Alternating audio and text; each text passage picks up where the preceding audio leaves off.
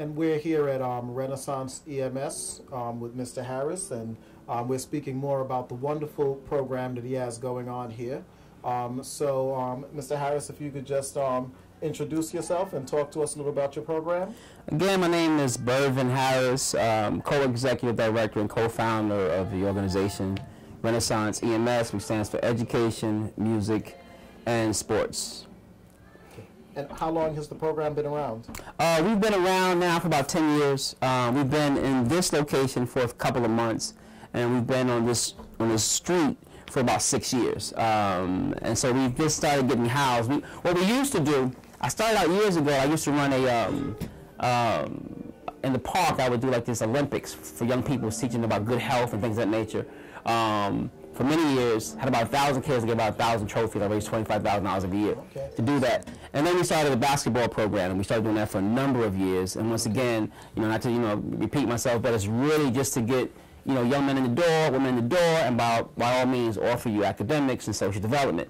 And then about 5 years ago, I heard a statistic that 67% of our schools here in the Bronx, which is now 72% of our schools, don't have music programs. And so at that point, due to the fact that my degree is in music, I said, let me see if I can help. And so we started teaching in music here in the building. And now we work in 19 different schools. I have about 9 different teachers teaching music classes. Okay. And for those listening again, once again, we are actually, and you'll see from the remainder of the video, we are in the South Bronx. So all of the equipment that you're seeing here, the activity going on, the first class teaching, this is in the South Bronx.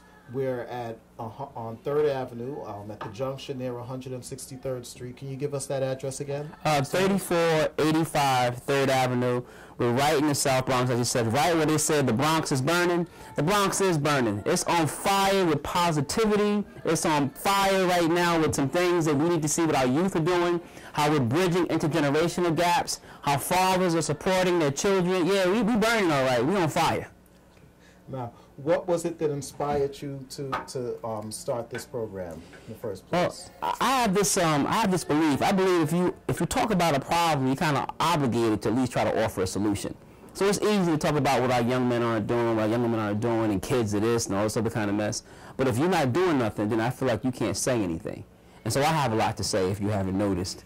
And so what I wanted to do is offer a program. And so we started, this whole piece in an effort to give our kids options. And I'll give you a perfect example. 3 weeks ago, we took 23 young boys and girls in a single aircraft to co-pilot a plane with 16 parents. So here you are on the runway, you got your earphones on, and you're talking to air traffic control, the whole nine, and you're flying this plane. So when these kids landed, what were they saying? I want to be a pilot. But when I had about 100 or something odd kids in the room, I said, how many of you guys want to fly a plane? Nobody said they wanted to fly a plane. Because now I was like, what kid don't want to fly a plane? But for them, it wasn't reality. You have to go through the actual experience. Mr. Harris talking about, we ain't flying no plane. So now that you actually went through the phase of it, now we want to do it. So I said, well, here's the prerequisite. Yeah. You want to fly a plane? Here's what you have to do. You have to come to tutoring. All right? You have to get your math scores up. And then we're going to get you a line to take the FAA test. You pass that test, we're going to pay to fly you to Oshkosh, Wisconsin, so you can take the simulated exam. You pass that, we're going to pay for your 50 hours. Because you know why? We want to see you become a pilot. Yeah. And it's good that you bring up that point, because it's critical that people learn the importance of being exposed to different things, exposed to different environments. Some people, and especially children, they can't envision or imagine anything outside of the city. Right. Because that's all they've ever seen. That's all they know. Some of them have never seen anything outside of Brooklyn, Bronx, Queens, Manhattan. That's right. Long Island. Some have never seen outside of the Bronx. Right. So when they're watching things on TV, all of it seems surreal to them. Right. It's not part of their reality. So it's wonderful that this program gets them exposed to other things that can now become part of their reality and part of their thought process, so that they can make those types of decisions as to what other things they want to be involved in. Very true. Very, very true. What's the vision that you had for Renaissance when starting it? Well, I guess I should ask first, was it originally Renaissance? Yeah, it was originally Renaissance. We thought about the whole Harlem period, when it went through the whole Renaissance period, when there were so many talented individuals coming through the whole conduit of Harlem. And so we kind of like want to create that whole kind of experience. When we first started it, it was really about having fun for young people, giving them an option, as the cliche goes, keeping them off the street. But after a while, we felt robbery. You're robbing these kids when you're just keeping them off the street. So, in a sense, I bring you in between the hours of 3 to 6 or whatever, and I send you home with milk and cookies and a little bit of homework help. That's 3 hours of valuable time. So we wanted to really sit back and say, what are we really doing? And how are we exposing and really helping our young people? So when we started the music piece, we didn't realize that we would become a feeder program for specialized high schools. Now let's think about this for a second.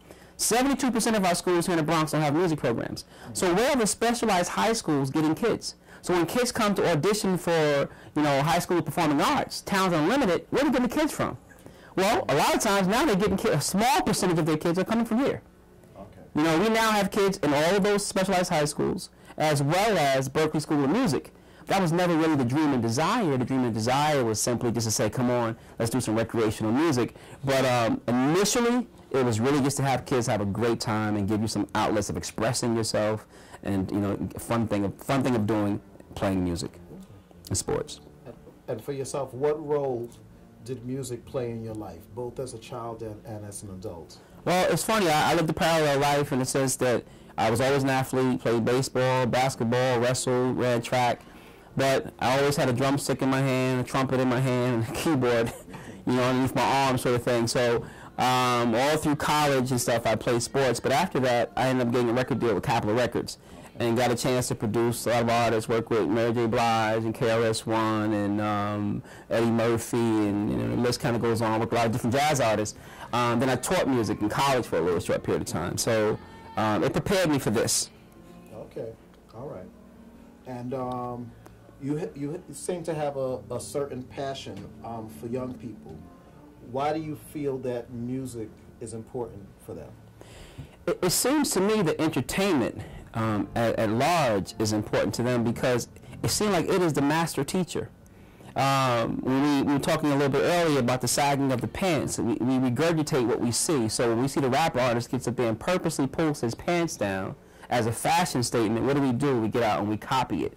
When we see the ball players get out and we tattoo our face, our eyeballs, our nose, we don't care, we get out and we copy it. So the thing is, instead of fighting against the powers that be, how do you become a part of the power? So it's like now what we're doing right now, this is a great outlet in what you're doing, and thank you so much for allowing and exposing the positivity of this program.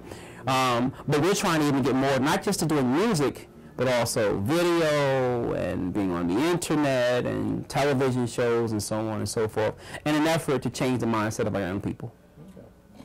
And what's the mindset that you're trying to get them towards? Get them to look outside of the box that you talked about. Number one, just being in our community. Getting them to understand that, yes, you can be your own independent, but take self-evaluation. So the fact that you're wearing your pants down or you're wearing your hat and you're basically saying, kiss my behind, forget what you think, I'm expressing myself. Well, that comes with some level of accountability. And so let's talk about that. Let's discuss that. So let's hear a second side of the story. We've seen the rapper side of the story. Now let's talk about our side of the story. How if you don't change that, it's going to stop you from getting a good job. If you don't change that, there's someone else may be offended by what you're doing. If you don't change that, what kind of legacy are you leaving behind for your children and your children's children? Exactly. Those kind of things our young people don't think about.